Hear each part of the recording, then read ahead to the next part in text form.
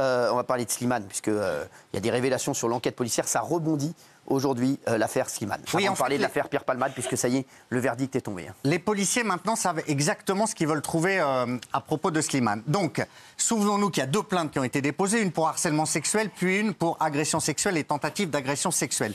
Le premier plaignant a déjà été entendu en début de semaine.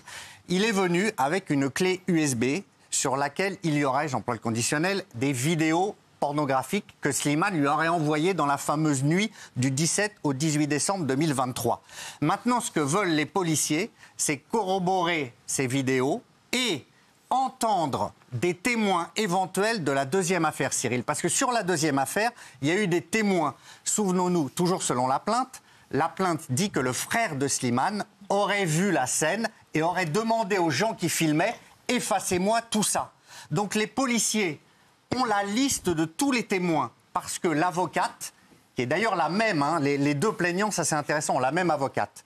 L'avocate a joint la liste de tous les témoins et maintenant ils vont entendre tous les témoins un par un pour savoir, 1, ce qu'ils ont vu et 2, est-ce que sur leur téléphone, il reste des vidéos de cette agression présumée qui a été filmée. Donc c'est les policiers de la Loire qui commencent leurs auditions. Ils ont beaucoup de gens à entendre et ce n'est qu'après, vraisemblablement, avoir entendu le deuxième plaignant et tous les témoins de la deuxième affaire que Slimane sera entendu. Alors, ce que dit l'entourage de Slimane, c'est qu'il n'a pas de date de convocation, mais lui souhaiterait être entendu pour pouvoir s'expliquer, notamment sur la deuxième affaire, qui est plus grave encore que la première. Allez, on va maintenant consacrer une large page à Pierre Palmade. On va d'abord parler du déroulement de l'audience avec Gilles et Michel Marie. Le déroulement de l'audience déjà, et après on vous parlera du verdict et ce qui va se passer. Déroulement de l'audience de Pierre Palmade. On va voir derrière nous l'arrivée de Pierre Palmade au tribunal, mais qu'est-ce qui s'est passé, Michel ? Eh bien, le procès a commencé ce matin. Pierre Palmade est arrivé en taxi. Il avait une veste noire, une chemise blanche.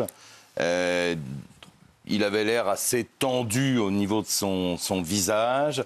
Et donc la journée s'est déroulée dans ce tribunal où il a plutôt fait profil bas. Alors on va revenir sur les temps forts, voilà, les uns après les autres. Merci Michel. Alors, l'audience a commencé par l'appel de toutes les parties, suivi des premiers mots de Maître Mourad Bati, qui est l'avocat des parties civiles. Il a rappelé que la victime de l'accident était enceinte et a perdu le fœtus. Mila était enceinte de 6 mois. On sait aujourd'hui que cet enfant, Soline, puisque c'est le nom choisi par ses parents, était viable au moment de l'accident. Voilà, c'est ce qu'il a dit. Ça a commencé comme ça. L'avocat a poursuivi. Le droit protège mieux les animaux que les enfants à naître, soulève Mourad Bati. Les œufs de certains oiseaux sont mieux protégés que les fœtus en France. C'est ahurissant. Le procureur ensuite a rappelé que Pierre Palmade comparaissait pour blessure involontaire et qu'il n'était pas question d'ouvrir un débat sur le sujet homicide involontaire aggravé. On va rappeler ce que ça veut dire, Gilles. Alors c'est toute la question du fœtus. Le fœtus qui est né viable mais pas vivant selon la loi.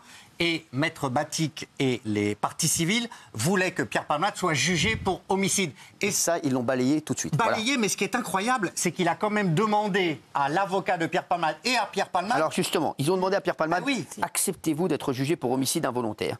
A demandé la présidente du tribunal à Pierre Palmade. L'humoriste a lâché non, seulement non, à la barre, et il est retourné à sa place. Oui. Ça a pris 2 secondes, il a dit non, et il est retourné à sa place. Il y a eu le père de famille, victime de l'accident de Pierre Palmade, qui est passé à la barre ensuite, en étant assis en raison de son état de santé. Oui, avec une béquille. Exactement. Il explique être resté pendant plus d'1 an à l'hôpital. Je travaillais, je gagnais de l'argent, j'avais des amis, je jouais au foot. Aujourd'hui, je ne peux plus. Je ne peux plus passer de temps avec mes enfants dehors. C'est ce qu'il a dit. Il a donné des nouvelles de l'état de santé de son fils âgé de 6 ans. Ce dernier peut marcher mais éprouve des difficultés d'élocution. Et les propos de la mère victime de l'accident étaient très forts, Mila, la jeune femme donc enceinte de 6 mois qui a perdu son enfant. Elle a dit quand elle est née, elle était en larmes à la barre, sachez-le. Quand elle est née, j'étais dans un déni total. Pour moi, je venais d'accoucher. Soline, je l'avais portée dans les bras. Pour moi, elle était en train de dormir. Je pensais qu'on allait en prendre soin. Elle était morte. Elle est tombée enceinte depuis l'accident. Voilà. Elle dit c'est un miracle, je suis tombée enceinte. Elle a accouché il y a 2 mois. Absolument. Et elle dit qu'elle a même des problèmes d'attachement avec son nouvel enfant. Parce qu'elle dit « ma vie est un cauchemar » et elle revoit en permanence la mort de ce fœtus. Donc il faut savoir qu'elle a des séances de kiné 2 fois par semaine, des douleurs au lombaire, un cauchemar permanent. Elle dit « je l'aime beaucoup ma fille, mais c'est très difficile pour moi de la prendre dans mes bras ». Ensuite, le président a ensuite lu le rapport d'experts en addictologie. Il conclut que l'accident est exclusivement dû à une faute de conduite de la part de Pierre Palmade. On vous raconte tout ce qui s'est passé. Et il a ensuite les déclarations de Pierre Palmade, hein, Michel. Oui. Alors, Pierre Palmade, d'abord, il a commencé par parler de son addiction à la cocaïne et à la drogue en général. Il a cette phrase que j'ai relevée, « La coke, c'est mauvais parce que c'est bon ». Et c'est ce qu'il a commencé à dire. Et il a dit « J'ai tué un bébé ». Et le mot qui vient est que je me ressens comme un meurtrier. Je me sens en enfer. Qu'il soit mort avant, pendant ou après l'accouchement, le résultat est le même, c'est de ma faute.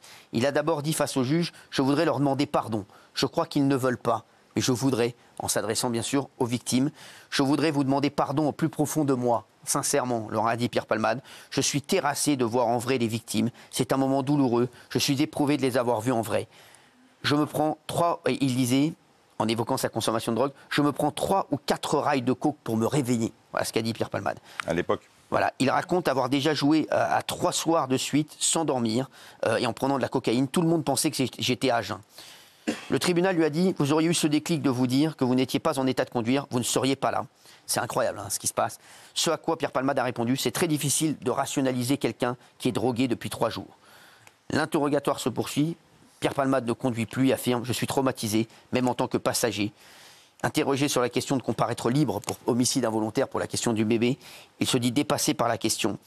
Et il affirme être abstinent depuis 17 mois maintenant, Pierre Palmade. Il rappelle aussi le succès de sa cure et affirme ne plus avoir cette envie de mourir. Avant l'accident, j'avais perdu goût à la vie. Aujourd'hui, j'ai retrouvé les choses simples, se réveiller en forme, écrire, profiter de sa famille. Et il y a eu également les propos de la sœur de Pierre Palmade à la barre qui a dit « Il a retrouvé sa vie, j'ai retrouvé mon frère. Avant l'accident, j'imaginais organiser ses obsèques. » Voilà ce qu'elle a dit. On a maintenant le verdict de Pierre Palmade, sachez-le, on l'a, c'est un verdict, donc c'est 5 ans, on est d'accord, 5 ans de prison. Dont 3 avec le verdict exact, donc condamné à 5 ans de prison, dont 2 ans fermes. Oui. 2 ans fermes. Il sera convoqué par le procureur de Bordeaux pour fixer la date et le lieu de ces 2 ans de prison. Oui. L'exécution provisoire, c'est donc la partie qui a obtenu gain de cause peut poursuivre l'exécution du jugement rendu contre son adversaire malgré le recours qu'il aura engagé. Donc il est libre ce soir, Pierre Palmade. Enfin, il est rentré chez lui, Pierre Palmade.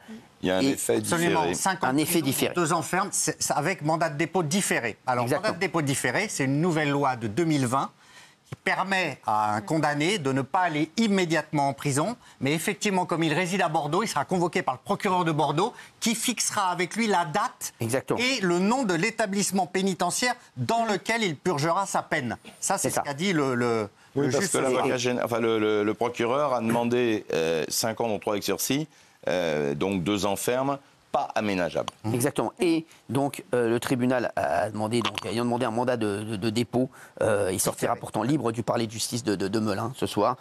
Il pourra probablement faire sa peine sous bracelet électronique, c'est ce qui se dit apparemment. Voilà, c'est donc le verdict de Pierre Palmade. On en reparlera demain, mais voilà, vous savez tout sur cette affaire. Merci à tous. Tout de suite, film sur C8.